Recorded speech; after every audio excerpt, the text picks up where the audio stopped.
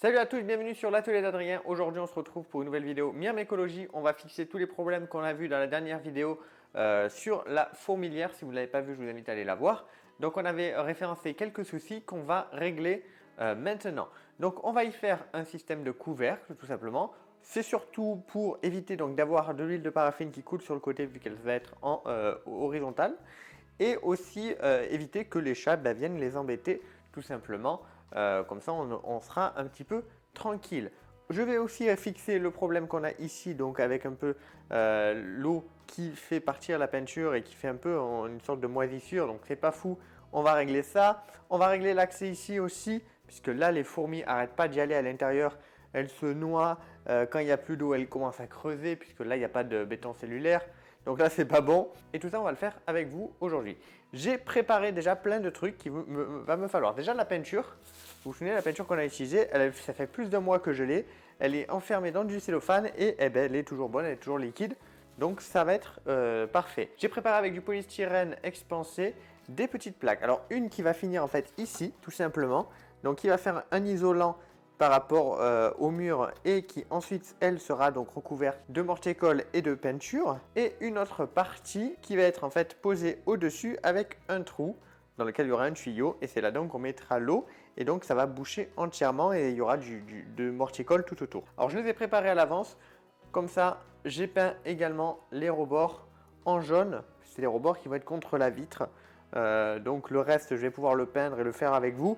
Mais ce qui va être sur la vitre, aurait été un peu embêtant. Donc j'ai préparé ça à l'avance. Autre chose que j'ai fait préparer à l'avance, c'était des morceaux de verre. On en a deux petites qui vont finir sur les côtés et deux bien plus grandes qui vont être donc positionnées comme ceci et comme ceci au-dessus de l'aquarium.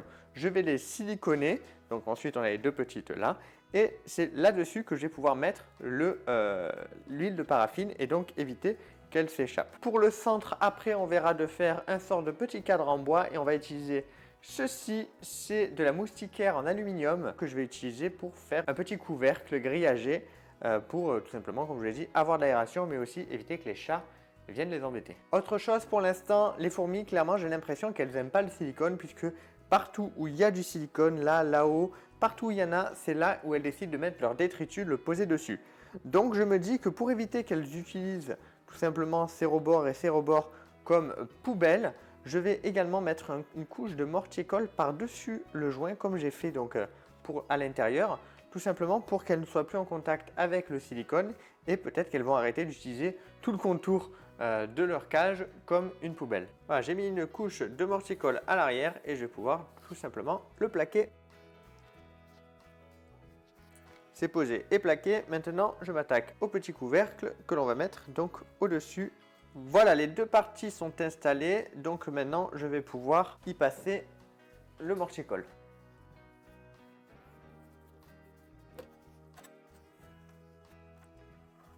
J'avais donc fait un trou au-dessus dans le couvercle pour y mettre le tuyau. Alors là, pour l'instant, c'est mis en place. Ce que je vais faire, c'est que je vais poser la vitre juste pour mettre le tuyau droit dedans pour qu'il sèche droit sans pour autant coller la vitre tout de suite. Comme ça, le mortier-colle va bien coller et va bien sécher en ayant le tube droit. J'ai même pas fait de joint silicone sur tout le côté puisque je suis arrivé à faire le joint directement au mortier-colle. Donc là, on est bon. On va pouvoir attaquer de faire les joints qui sont là. Et autre chose que je vais régler aussi. Vous pouvez le remarquer peut-être à l'image là, mais il y a plein de petits points noirs. C'est de la saleté qui me met dans les petits trous qui a été fait justement, comme je vous l'avais dit, en mettant le sable exprès pour faire des imperfections. Du coup, il y a des petits trous. Et je ne sais pas pourquoi, elle s'amuse à me caler les saletés à l'intérieur. Donc c'est infâme. Donc ce que je vais faire, c'est que je vais faire une petite couche très fine et plus lisse en tout cas sur toute la surface pour tout simplement éviter d'avoir ce genre de saleté présente.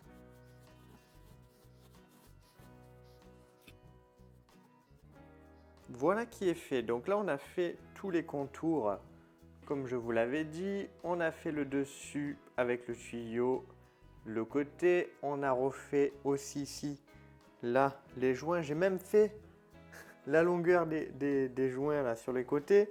J'ai refait une petite couche plate, un peu plus lisse sur la totalité. Donc là, il va falloir le laisser sécher. Je vais sûrement leur donner accès à une autre aire de chasse que je vais mettre au-dessus le temps d'eux, surtout pour leur donner l'arbre-voir. Hein. En termes de graines, ils ont ce qu'il faut, mais c'est plus pour leur donner l'arbre-voir, histoire qu'ils soient tranquilles. Le temps que ça sèche. Une fois que c'est sec, on pourra peindre cette partie-là qui a besoin d'être peinte et celle-là aussi.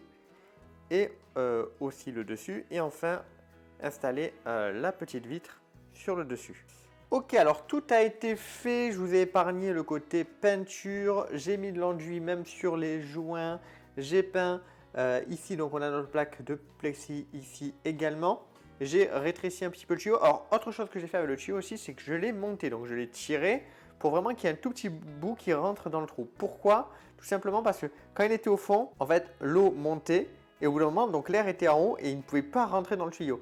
Donc, pour que l'eau continue à monter, l'air est monté en pression et ça finissait par fuir par autour du tuyau.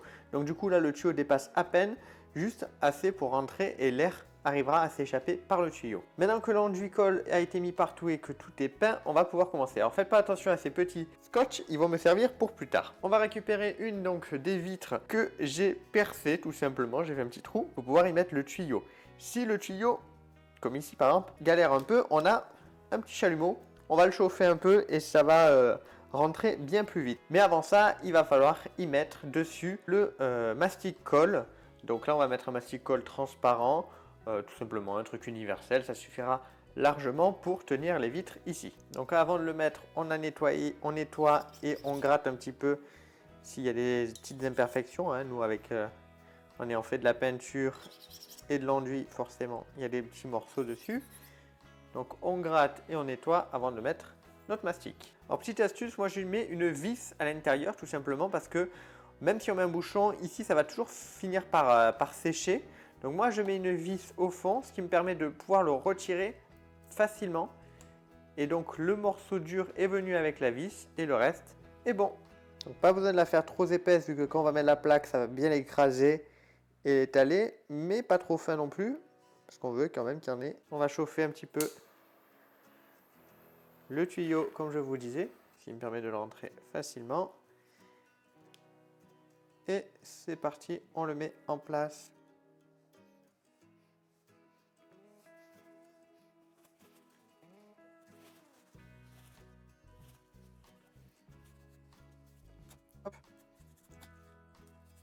Voilà, donc là il y en a encore un peu sur la vitre, mais ça c'est pas grave, une fois qu'elle sera séchée, c'est très fin et ça se retirera à la raclette.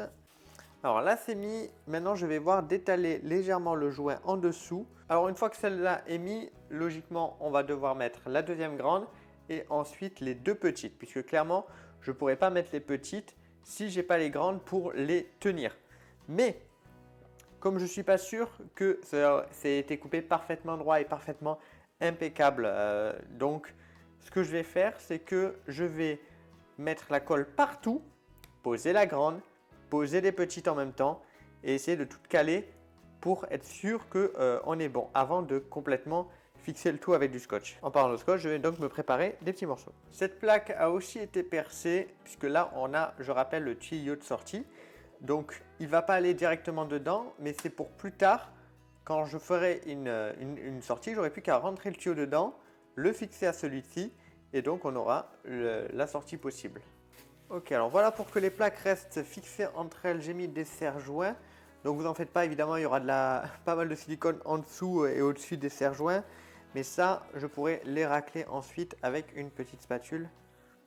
Donc c'est pas gênant. Alors je ne sais pas si je vous l'ai dit en vidéo, mais évidemment j'ai limé aussi les rebords de la vitre. Attention si vous ne le faites pas, hein, quand vous passez le doigt comme ça, c'est très coupant. Voilà, donc maintenant je vais me débrouiller à étaler le joint comme je peux, aux endroits où je peux le faire surtout. Clairement, avec les serre-joints, c'est clairement pas évident. Donc maintenant que ça c'est fait, j'ai pas d'autre choix que de laisser bien sécher pour pouvoir ensuite retirer serre-joint et scotch et que les vitres tiennent tout simplement en place. Ok, donc là c'est bon, c'est séché, j'ai retiré les protections, j'ai gratté avec une petite raclette tout le silicone qu'il y avait en surplus. J'ai déjà mis l'huile de paraffine à l'intérieur, donc là on est bon. Je précise que moi j'ai voulu le faire en verre, mais vous pouvez très bien le faire en plexiglas. Acheter une plaque de plexiglas à ce moment-là. Si vous le faites en plexiglas, je pense que le plus simple c'est d'acheter directement la plaque carrée et de retirer l'intérieur que vous voulez. Comme ça vous avez un bloc uni, c'est je pense le plus simple si vous faites en plexi. Moi j'ai voulu le faire en verre, donc voilà. C'est fait. Maintenant, à l'intérieur, j'ai remis les 2 gourdes. J'ai mis 2 petits bouchons. 2 petits bouchons blancs. Alors pourquoi j'ai mis des bouchons blancs?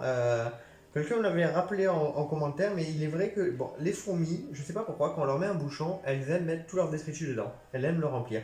Donc je sais pas si c'est le côté plastique qu'elles aiment pas et du coup elles veulent absolument mettre tout dessus. Comme je vous disais, j'avais l'impression qu'elles faisaient avec le joint silicone tout autour. Donc peut-être que c'est ça. Donc avec un peu de chance, elles vont utiliser ça comme poubelle. Donc maintenant que c'est fait, je vais pouvoir libérer les monstres. J'ai donc une entrée en bas et une entrée en haut. Et l'entrée en haut, je vais aussi leur rendre accessible. Alors là, j'avais mis un scotch et du coup, je pense que je vais devoir gratter la vitre. Je pense qu'elle aura un peu de colle dessus. Alors, au début, j'avais mis du coton, mais elles avaient commencé à me tirer le coton à l'intérieur, à me mettre partout. Il y en a là, il y en a là, j'ai vu qu'il y en avait ici. Pareil, là, il y en a partout. Donc, c'est pour ça que j'ai retiré le coton. Bon, écoutez, là, je peux pas faire beaucoup mieux en termes de colle, surtout que là, elles sont toutes excitées, donc elles sont toutes autour. Mais je pense que ce qu'elles vont faire, c'est qu'elles vont prendre le coton et elles vont le sortir pour le coller. J'ai remarqué qu'elles faisaient ça, que s'il y a un endroit un peu collant, elles viennent, elles prennent le coton et elles le posent dessus. L'air de dire, bon, tu m'embêtes pas, tu me colles pas, je vais te mettre le coton dessus. Quand je leur donne par exemple de la nourriture liquide avec du miel ou quoi, c'est ce qu'elles viennent faire. Elles viennent récupérer le coton de leur fontaine à eau et elles viennent le foutre sur le miel directement. Donc pendant qu'elles se font à leur nouvelle aire de chasse, je vais leur rajouter des graines et je vais les mettre de côté et m'occuper donc de faire le couvercle que l'on va mettre au-dessus. Les graines, j'aime bien en disposer un peu partout dans leur aire de chasse parce que ça les fait un peu travailler et elles les rassemblent à un même endroit. Pour faire le couvercle, je vais utiliser cette petite baguette en bois, donc rien de très compliqué. Je vais tout simplement couper 4 angles et faire des coupures en angle pour faire un petit cadre, tout bêtement. Alors voilà ce que cela donnera en termes de cadre en bois. Donc là, ce que je vais faire, c'est que je vais mettre de la colle, je vais la grafer par en dessous et je vais mettre les serre-joints dans les 4 angles et le laisser sécher un moment avant de s'occuper de mettre la grille. Après avoir collé, j'ai agrafé une petite moustiquaire en aluminium comme je vous l'avais dit à l'intérieur. Donc là ce que vous voyez c'est les agrafes qui ont été repliées. Donc ça fait pas très joli mais c'est pas grave honnêtement. Moi le meuble est en hauteur, je ne vois pratiquement jamais le haut du couvercle. Vous pouvez évidemment le peindre si cela vous dit. Et en dessous j'ai mis un petit scotch en mousse qui permet tout simplement de ne pas rayer la vitre ou quoi. Et que quand je le pose, ben, celui-ci n'ait pas besoin de glisser ou autre. Donc voilà, on a notre couvercle pour protéger nos fourmis. Et sur le côté, donc là où il y a le tuyau, il y a un petit tige. Donc ça c'est une tige à brochette tout simplement. Avec un petit morceau de scotch qui correspond donc en dessous de la protection que j'ai créée.